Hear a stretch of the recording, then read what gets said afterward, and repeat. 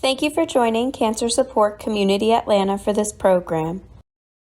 Please visit our website, cscatlanta.org, for a complete list of live and recorded events. We invite you to sign up for our newsletter to stay connected to all future programs.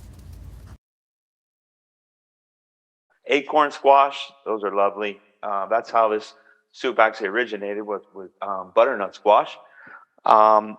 But this one's even easier. The kabocha squash, what's nice about it, and I took the liberty of cooking one off so we can go through the process and get it started here today, but the skins are very delicate, very tender, so we're going to go ahead and puree the whole skins and all. The only thing we need to chop off is the root, take out the seeds, and we're good to go. So it's a really easy soup to make at home.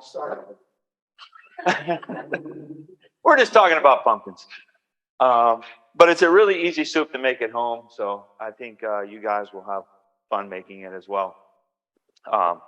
So let's get started.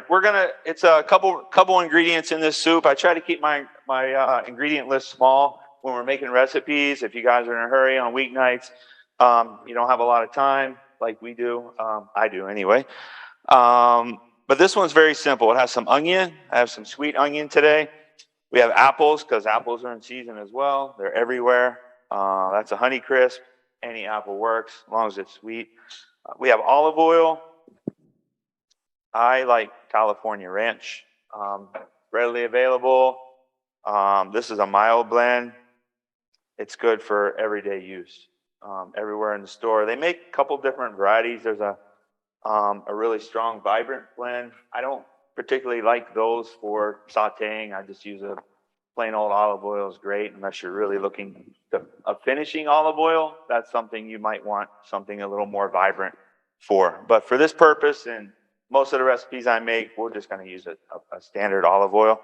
We have curry powder today. We have garlic, little brown sugar, some fresh thyme, and a bay leaf here. So let's get started. We will start with the onion and the garlic. We're going to turn our pot on. Work with me as I get used to this new equipment. We're going to preheat. Okay, so we'll go ahead and add our olive oil and let that get warm. You all have copies of the recipe, so I'm not going to read each. No more copies of.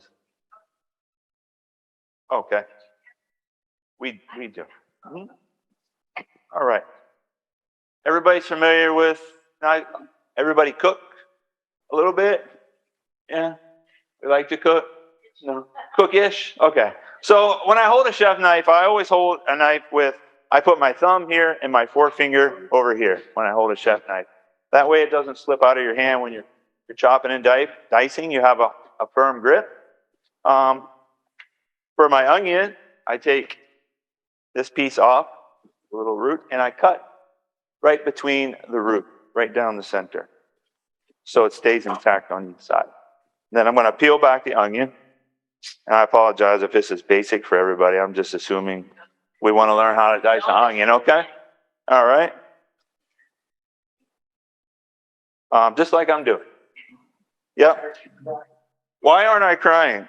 One reason is I like to use cold onions. I find it better to use my onions that are refrigerated. It'll help me from not crying.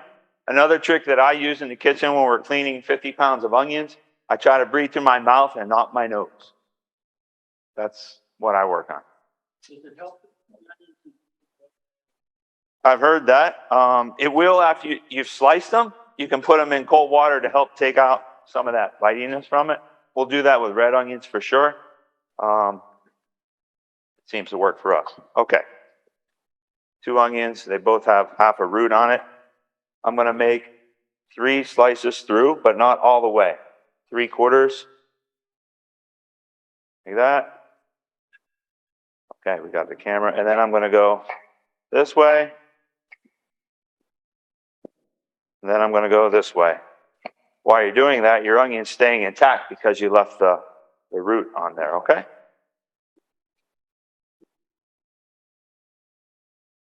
There it goes. All right, we'll do the other one real quick. Okay, we learned how to dice an onion. Awesome.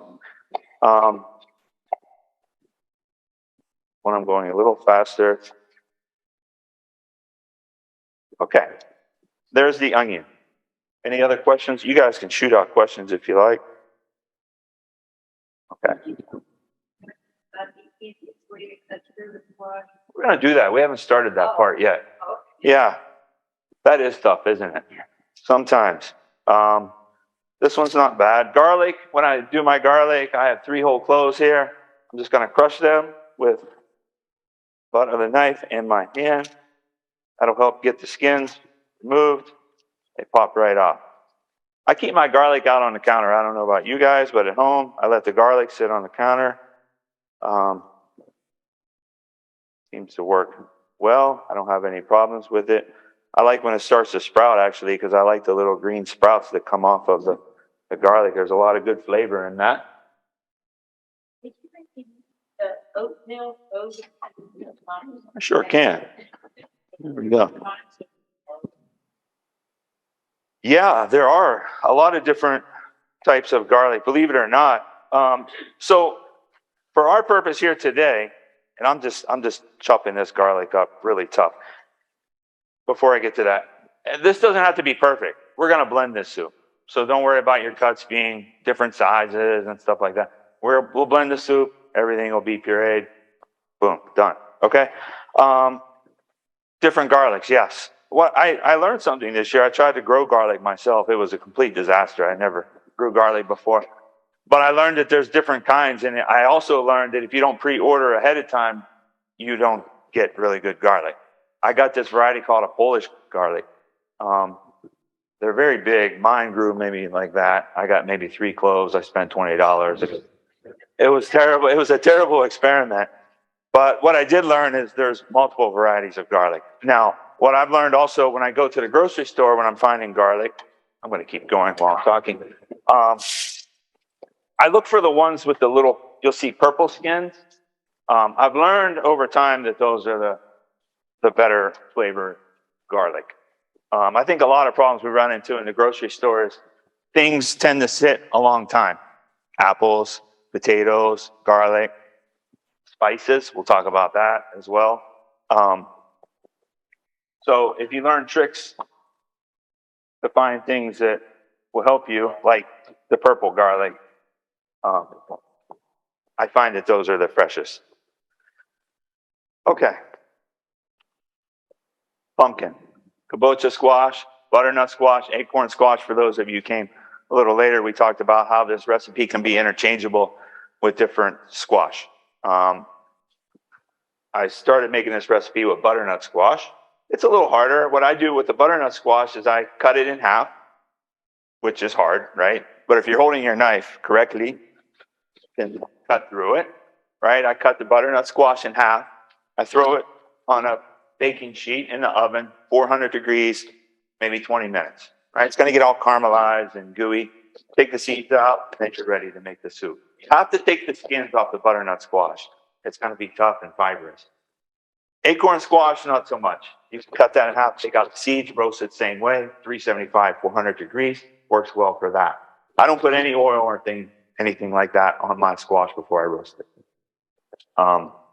This one today I pre-roasted for you, but you can see how caramelized it got just by being in the oven.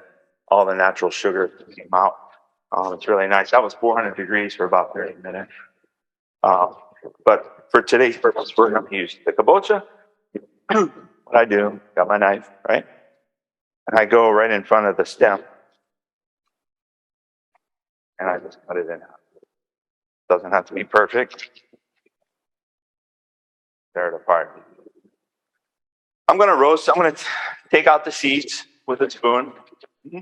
Or you can leave the seeds in and roast it that way as well. You can just take this thing, put it on a baking sheet, throw it in the oven, 400 degrees. 30 minutes later, bring it out. You're going to have that. The seeds easily come out. The stem pops off. Bottom root thing pops off. And you're left with this. And you're all set. All right.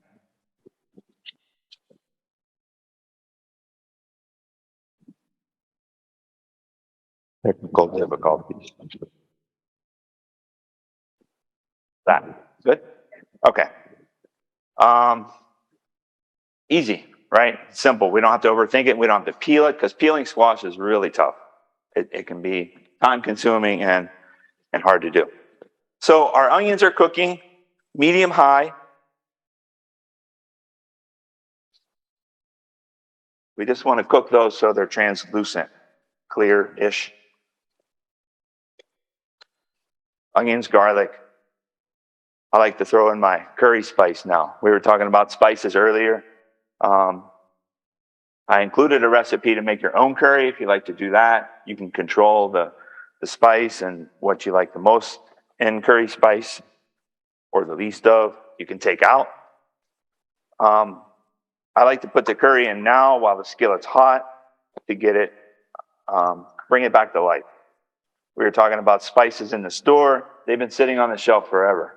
Black pepper, things like that. I like to buy whole spices and we can toast them and help them rejuvenate, right? Maybe they've been on the shelf for 2 years. You have cardamom, you buy it at home, it sits in your pantry forever. You only need it once a year.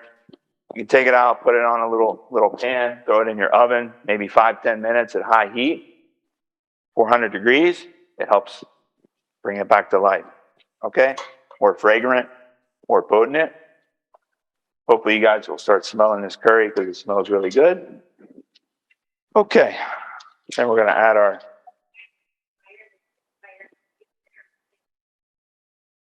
Okay, the health department's going to tell me to throw it away, right?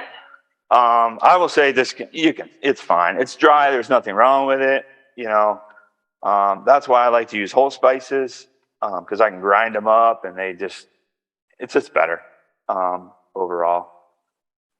These can you can tear these with your hand, chuck them up right in there. Root comes out. Stir that up. Any other questions on spices or squash or pumpkins? Butternut the only one Butternut for sure. I have good luck with acorn squash. Where I work, we cut them up in the quarters and roast them with the skin on, and they're sure do. Yeah, I'm sure there's a lot of good nutrition. Is there a dietitian in here? There's a lot of good nutrition in the skins.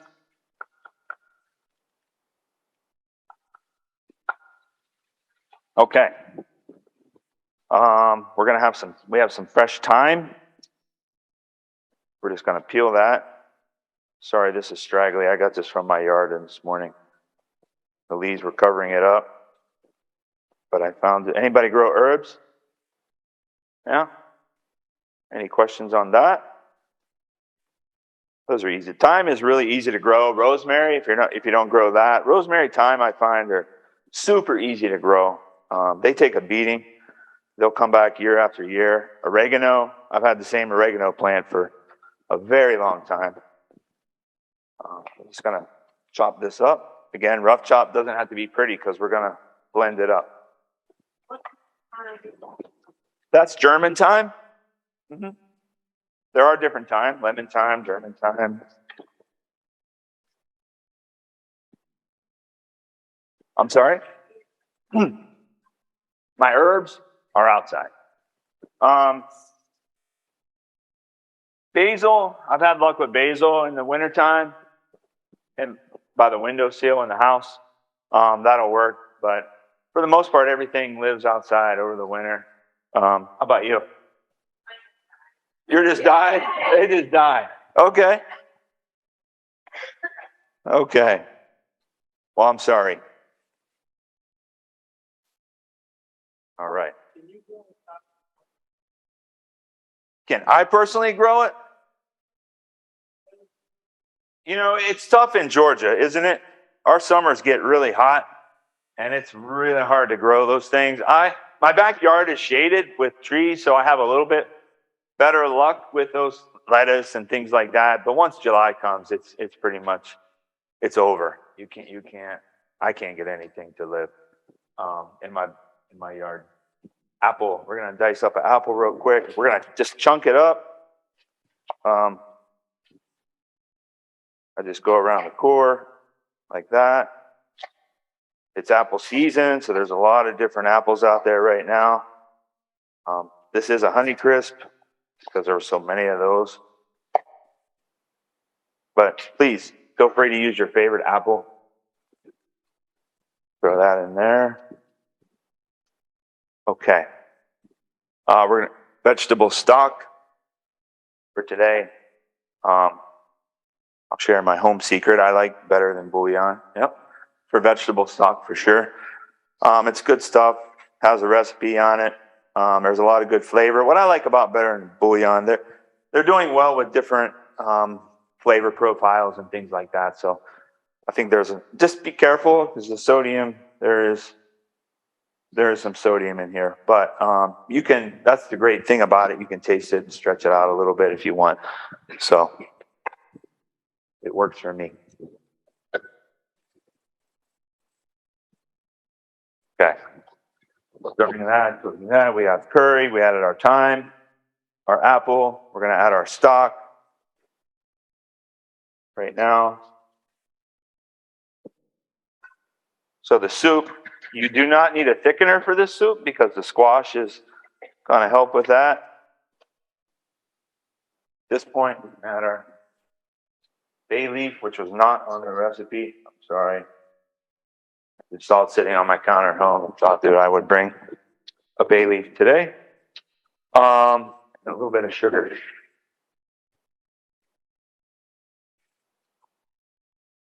And I will not season my soup until it's blended with salt, that is.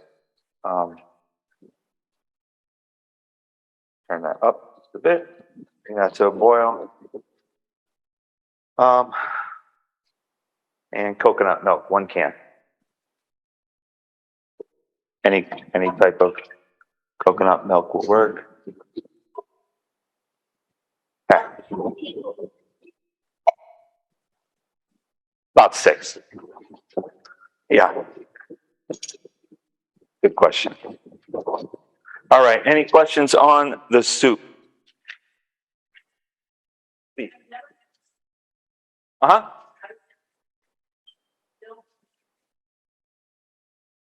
Mm-hmm. Yeah, I probably would maybe cut back a little bit. That's a really great question. And that's we were talking to somebody about sugar earlier. I think that that's another thing. If you're hesitant about sugar or you're worried about it, do what I'm doing with the salt. Make it minus the sugar. It's hot. You can always add after you've blended it. At home, I use an immersion blender because it's a lot easier. We're going to use this today. Hopefully the top won't blow off with hot liquid, right? But you can always add the sugar after it's blended, just like the salt, and finish it to taste, if that works for you. Maple syrup works well. Honey works well if you're not vegan. Yeah.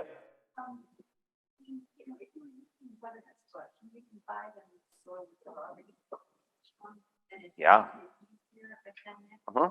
Yep. But like this is only half of that small squash. But how does that translate in terms of those chopped up butternut squash? Yeah, so the chopped up butternut squash, we were just talking about that in another cooking class the other day, how easy it is. Now, one, it's expensive. You're paying good money for somebody to chop vegetables for you.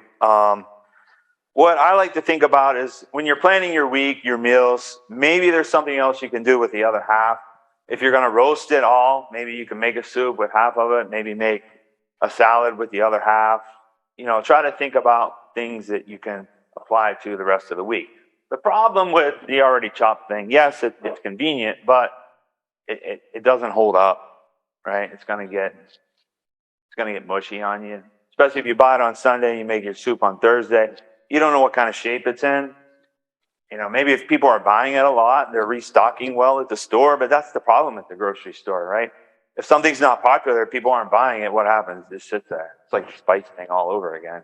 But you can't revive mushy butternut squash, right? Also, the whole squash keeps for about a month. If not longer. If not longer. Yeah, I've had one in my fridge a long time. These hold up a very, very long time. We keep them at work 2-3 months in a cold environment in a box.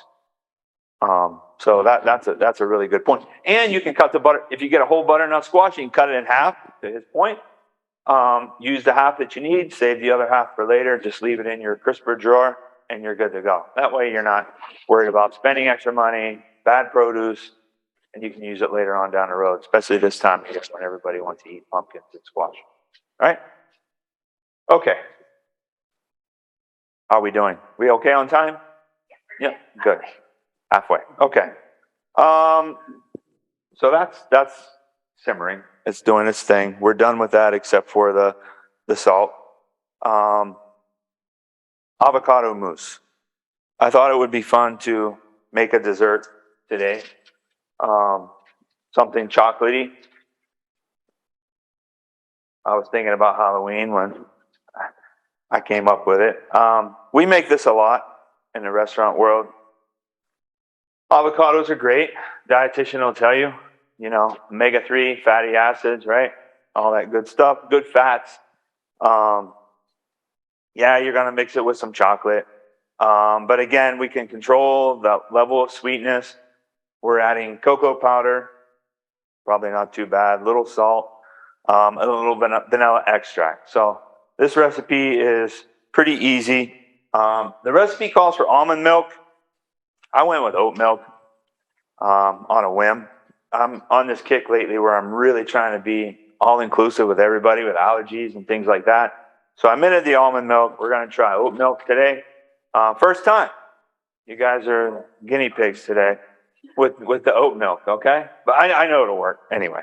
Oat milk is great. So avocados, these we're going to get. For this recipe, we do not want overly ripe avocados. The taste becomes a little too bitter and a little avocado-ish. So I try to get them when they have just a little hue of green, semi. They're a little pliable, but they're not mushy, okay? So avocados, everybody like them? You guys know how to cut avocados? No? I don't know. You don't know? I All right. I'm going to put gloves on for this one, since we're not cooking this. So avocados, what I like to do, again, knife, remember thumb, forefinger, right down the center. It's going to pop out. These are perfect avocados. If the pit is really stuck for you, you can take your knife blade, go in like that, and pull it out. These are really easy to get out. I'm going to quarter that.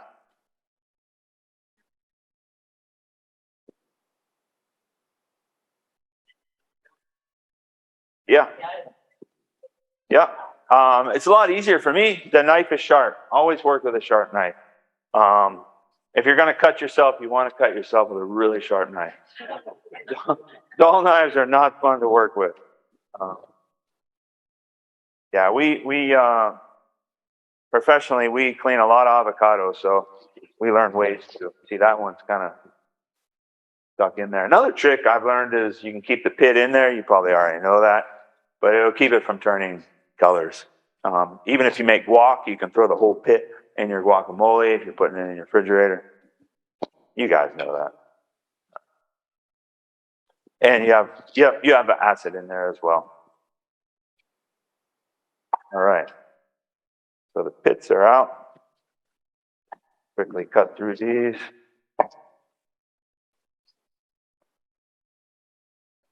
You cannot eat those skins. No. Good point. Very good point. Okay. To melt the chocolate, I have a double boiler, which is nothing but a pot of water with a bowl on top.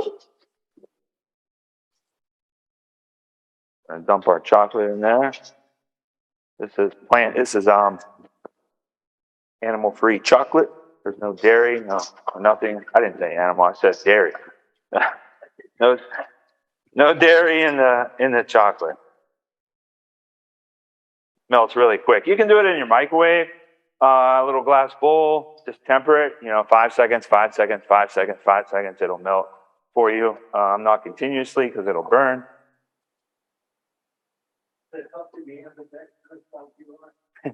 I'm actually left-handed, but yeah. I do most things with my right hand. It helps for speed. Yeah, for sure. Okay, chocolate's melted. That was quick. All right, so we have our food processor. Sorry, I'm trying to be sensitive to the folks at home. They can see everything. Food processor. You need one for this because you have to get this really smooth. A blender is not going to be the greatest tool to use. The avocados go into the blender. I sure hope this turns out.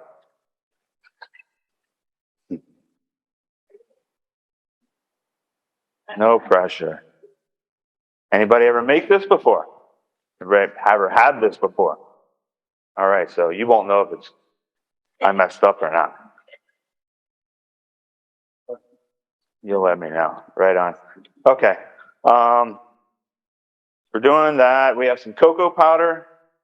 We have some vanilla extract, little maple syrup. That's our sweetener.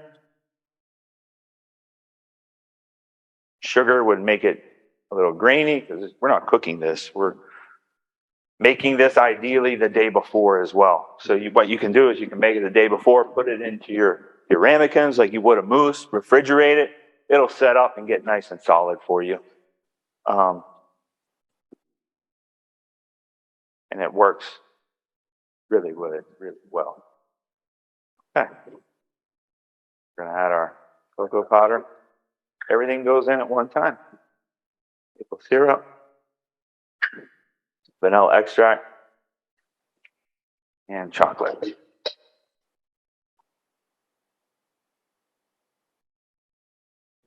Yeah.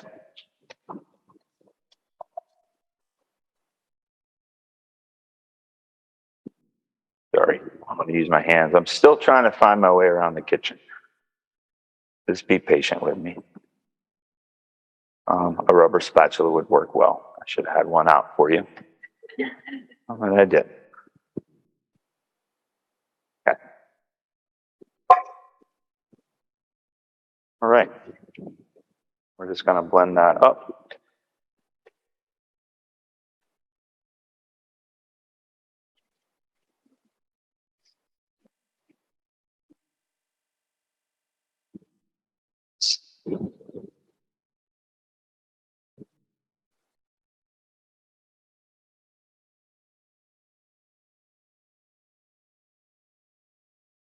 Slowly add our milk.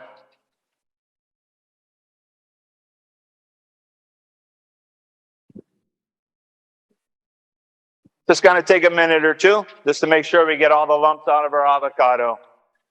And again, remember, if you make it the day before, it's going to be so much better because it's going to get cold. And it's going to set up.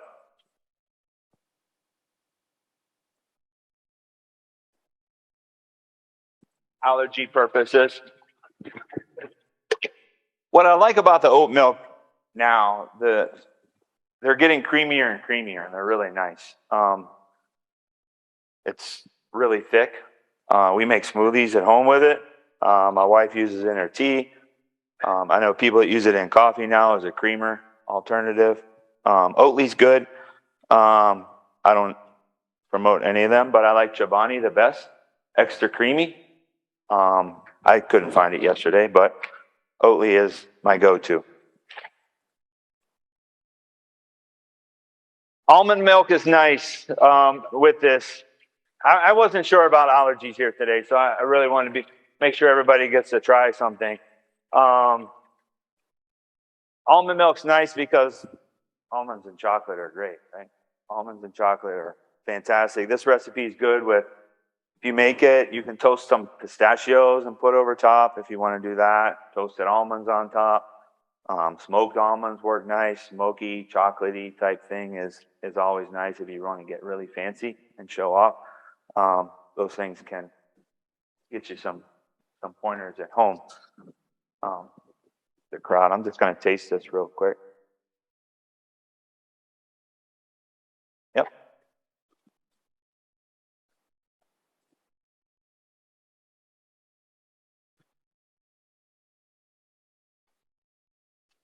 Okay.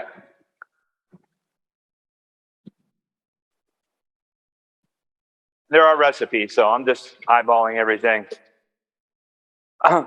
One thing I like to share when I'm teaching classes is this idea of cooking without a recipe. Not necessarily not weighing and measuring things, but, oh man, I don't have enough onion for that. Have you ever started with a recipe and like, oh, I'm short on that, just scrap the whole thing? I teach a lot of cooking classes to patients and things in hospitals, and the one thing they get frustrated with is when they don't have enough of something. You know, it calls for 2 teaspoons of vanilla extract, and they only have just a little tiny smidgen, and they think the recipe's shot. It's really not. It's really what you like as well. Maybe you don't like onions, right? Maybe you just, I don't want onions, but you can still make that without onions, right? To me, that's cooking without a recipe. It's cooking to make things that you like, working with what you have in your pantry, not going to the grocery store every time you want to make a recipe. So think about things that you can interchange. And I mean, you kind of have to stick with ratios and things, especially with something like avocado mousse. You know, but you can change out the milks. You know, you can make it with different milks. You can do different salts. You can add different spices if you want to. Toasted cardamom's great in there. You can add some nuts to it for texture if you want to add some toasted almonds inside of it. I like texture when I'm eating. I think those things work well too. But the biggest thing I like to get across is just feel free to be imaginative and do different things with your recipes, and don't give up.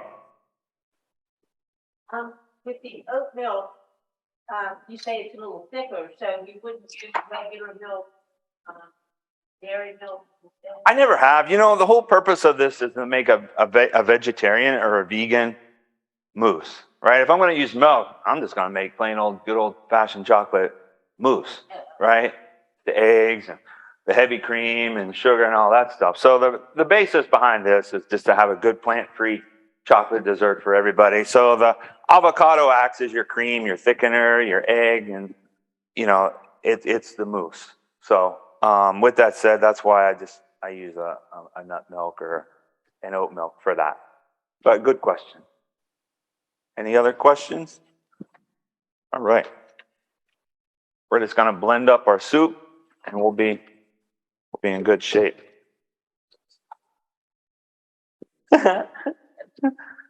Work with a partner. I cook, you clean. That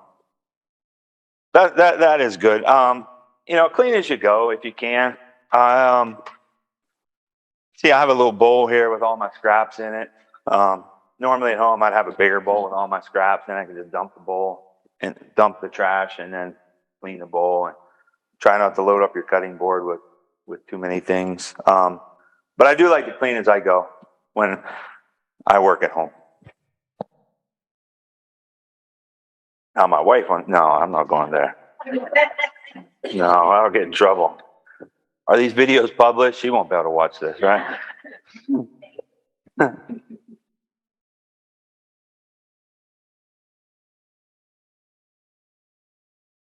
All right.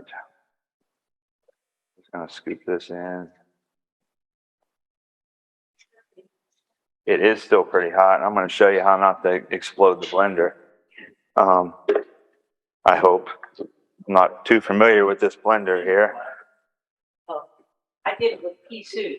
Pea soup, it's a disaster, right? Okay. So we just start off slow. This blender makes me nervous. But anyway, what you usually have a pulse button. So just pulse your soup, hold a towel over the top, add some pressure. You can pulse it as you go. It works well. If you don't get your ratio of liquid right in there, it could gum up with you because you have too much of the squash and everything. You just need more liquid in your blender. But I think we did a pretty good job. Smells good. All right. Remember, we didn't add our salt, did we? Nice. I'm not going to add salt today. Tastes pretty good.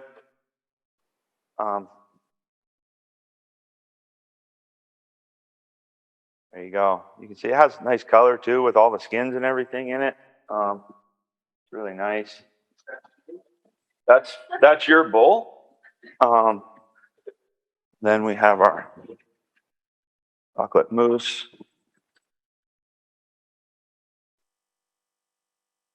Questions so far?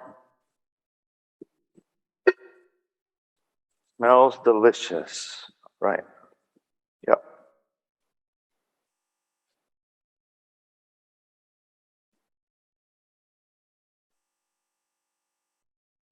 Okay. Now again, if you're at home, you can put this in ramekins, throw it in a refrigerator, put a little plastic wrap over top of it, and let it sit overnight. It works well. But you can see it. It's pretty nice, right?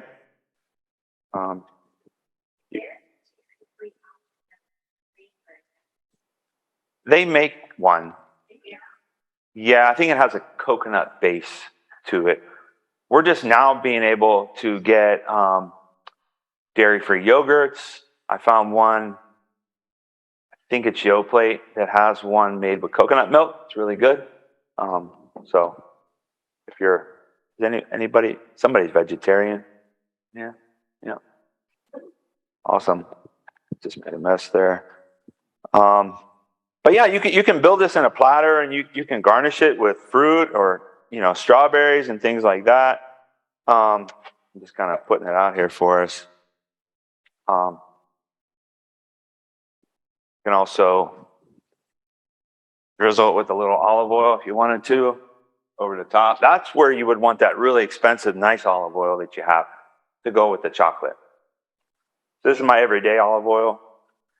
Some olive oils you'll find, they make one. Olive Ranch has one, and there's plenty other ones that are imported, but they're real grassy and they're really strong and pungent. They're nice over top of something like that. When I worked in the fine dining world, we would make something similar, but it was more of a solid, and then we put pistachios and really fancy olive oil, maybe smoked sea salt, or even smoked paprika. Another great one with this is ground coffee. You can put a little ground coffee in there with it. That's a lot of fun to do as well. So again, you can think about other spices, cardamom. Just explore things like that, and you can interchange it and have a lot of fun with it. So that's what I have.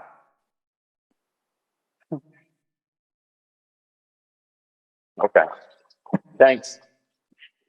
Thank you for joining Cancer Support Community Atlanta for this program. If you're interested in other live or recorded programs, please visit the online program tab of our website, cscatlanta.org, or follow us on Facebook. We'll be sharing additional information on upcoming programs.